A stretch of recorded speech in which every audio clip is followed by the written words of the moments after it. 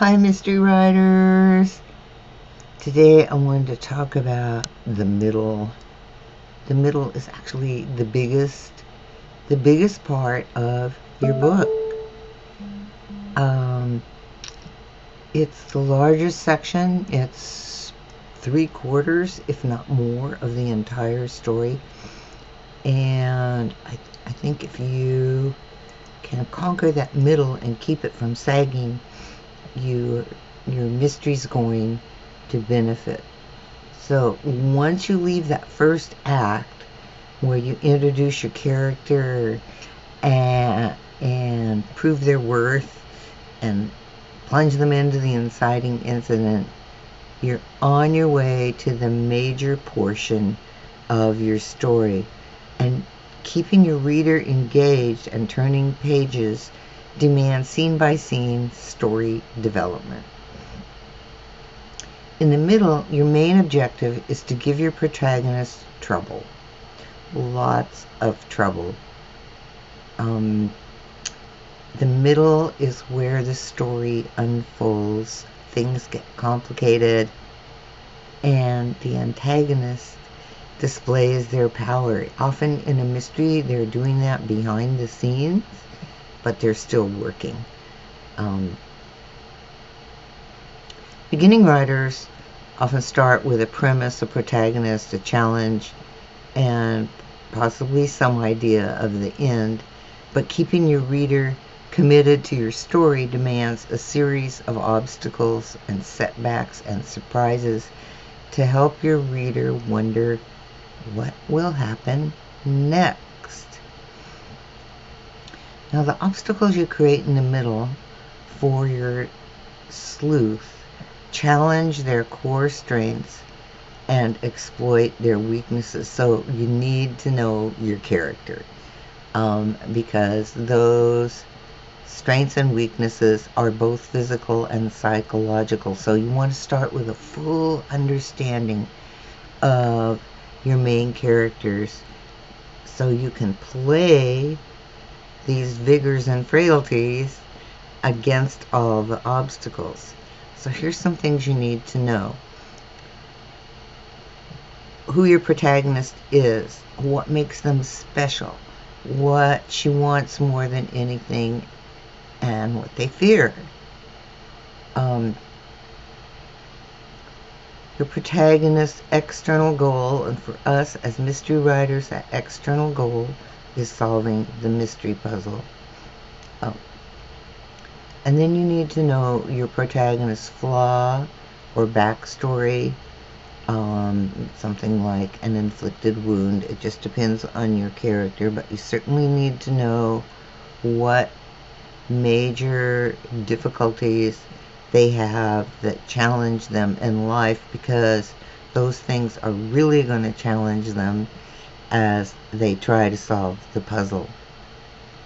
And something that I don't hear a lot of people talk about, but for us as mystery writers, it's really important.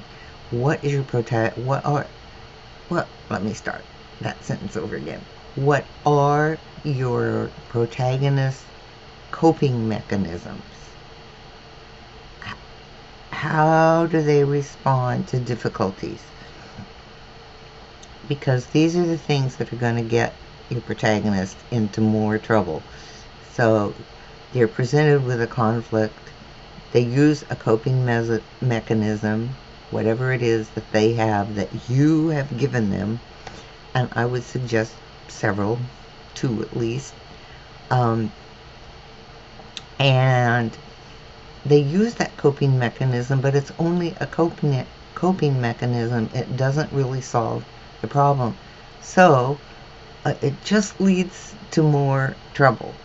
So get those coping mechanisms in mind, and that'll help you with creating the challenges, and then showing how your protagonist responds to those challenges with their coping mechanisms, which can lead them astray.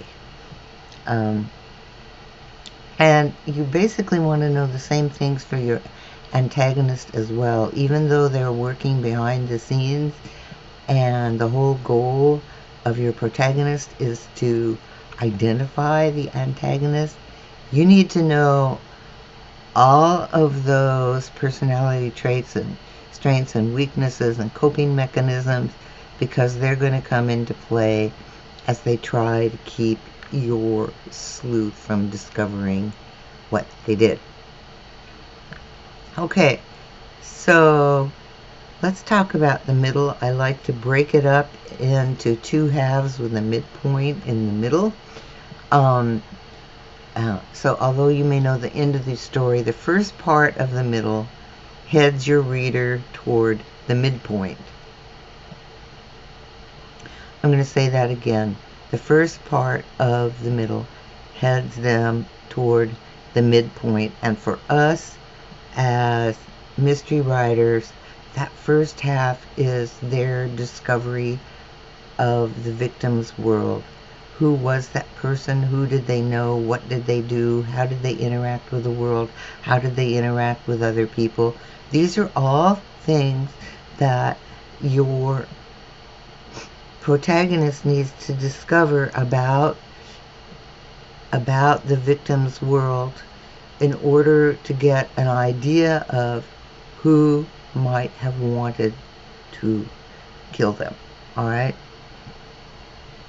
Also, in the first half of the middle, you want to introduce any subplots. So, your protagonist's sidekick may have a love interest. There may be professional obstacles. Somebody's trying to get rid of them or trying to get them off the case, or a past nemesis shows up. So any of these subplots, this is where you start introducing more to the story, is at the beginning of the middle. So just remember that every scene is a mini story, and as you head toward that midpoint, make your hero struggle. He has to dig to find the clues. He has to dig and challenge suspects when he interviews them. You want to give them mental, emotional, and physical challenges, because those challenges are actually what keeps your reader reading. Your reader's like, what is going to happen next? How are they going to get out of this? How are they going to deal with this obstinate suspect? Raise questions in your reader's mind as you go scene by scene. So, and then as your sleuth encounters problems, the way they react, remember those coping mechanisms? The way they react creates new obstacles. This is all in the first part of the middle, okay? It's just like trouble is piling on. It's getting more difficult. Nothing is quite working the way your sleuth wishes it would. And you need to show that in your story.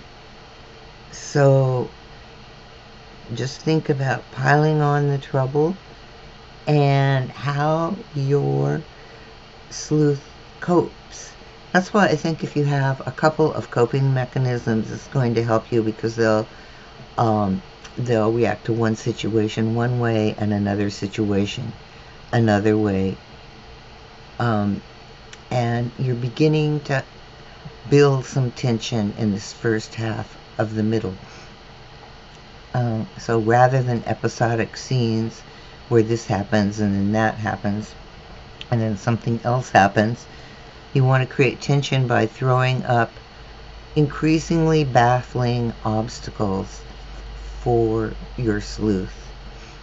And then if you do all that in the beginning of the middle, in that first half, and you're entering the victim's world and you're discovering that victim's world and who is in it and what is in it, at some point you get to the midpoint of your story, and that's when your sleuth, for whatever they did for that first half of the story, it's not working.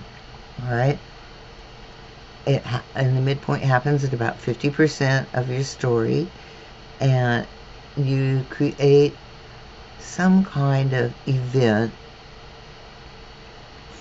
that shows your sleuth that everything that they've done so far hasn't worked, and that maybe it's time to either rethink or give up.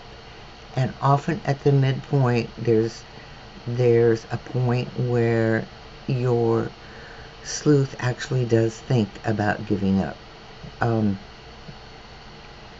This event in the middle is in the midpoint, in the middle of the middle, as it were, is not as strong as the climax at the end of the story, but it is very significant. And because of this, your sleuth will decide to do something, usually in a new direction from the first half of the middle. They've got to approach solving the puzzle in a brand new way. And he or she may take the rest of the story to follow this new direction to its conclusion. The midpoint is, I think, how can I say this? When you're writing a mystery, that first half of the middle is all about expanding the information for your sleuth and the information for your reader, because remember, readers want to think they can solve the mystery before the sleuth does. And so you're adding information, you're adding evidence, you're adding clues, you're adding suspects, and then at that midpoint, everything that your sleuth and the reader have discovered so far has not worked. Somehow they need to find a new way to approach the puzzle. Okay, and then after the midpoint, you're doing the reverse of what you did in the first part. In the first part of the middle, you're expanding and expanding, bringing in new clues, bringing in new suspects, bringing in new information about the victim. In the second half of the middle, you're narrowing it down. Your sleuth is getting closer and closer and closer to that killer antagonist, the person they want to find. So at first, the protagonist feels stuck. She may see the need to change, but doesn't know how. Or he comes to terms with the risks involved in pursuing that new way. And the antagonist, who may have been in the background before, now starts to play a cat and mouse game with your character. They may clash. Your sleuth may not know that they're the actual villain, but they may clash. They may become much more difficult and uncooperative. And at this point, your sleuth begins to understand that antagonist's strengths, even though they don't understand that they are the killer. Okay. So as you head toward the end of the second half of your middle, you want to start wrapping up your subplots so that conclusion has a propelling lead to the climax. You want to wrap up your subplots so the main focus of the end is the revelation. So that's another thing that happens in the second half of your middle. Your sleuth may stumble or make a wrong decision once again, especially as they get closer to the antagonist, and then they resolve to make one last-ditch effort. At that point, they're getting ready to discover the villain, and at that point, you have come to the end of the second half of the middle. So, it sounds like there's a lot, and there is. There's just a lot in the middle. Remember, it's 3/4 of your book. That's why I like to think of the first half as discovery and expanding. That midpoint where your detective feels stumped and knows they need to do something else. They may not, at the midpoint, they may not know exactly what it is they need to do, but they know they need to do something new, take a new approach. So you've made it through the middle with all the obstacles and failures and wins and a strong resolution, and now you're ready for the final climax and conclusion of your story. And earlier today, I was just talking to the students in Write a Killer Mystery in live office hours about this, and I really believe it helps your writing process if you think of going from one story point to the next story point, rather than going from the beginning to the end. That way you have manageable chunks that you can write towards. So say you get to the inciting incident, and now you're going to be writing toward the first plot point, and then you're going to be writing toward the first pinch point, and then you're going to be writing toward the midpoint. And I think it's much easier to think about where you are and what you want to have in each scene if you think about it as being in those progress points from point to point in your story, that rather than thinking, I have to get to the end, what am I going to do before I get to the end? So although the 3-act structure is traditional since Aristotle, if you break your novel into 4 parts, you'll find it easier to focus. You're focusing on each section. And take that long middle section, the second act of the 3-act structure, and break it into 2 acts. And what comes before and what comes after the midpoint. So it's just like any goal. Breaking the goal down into manageable parts gives clarity to each section and furthers your progress toward that end goal, completing your novel.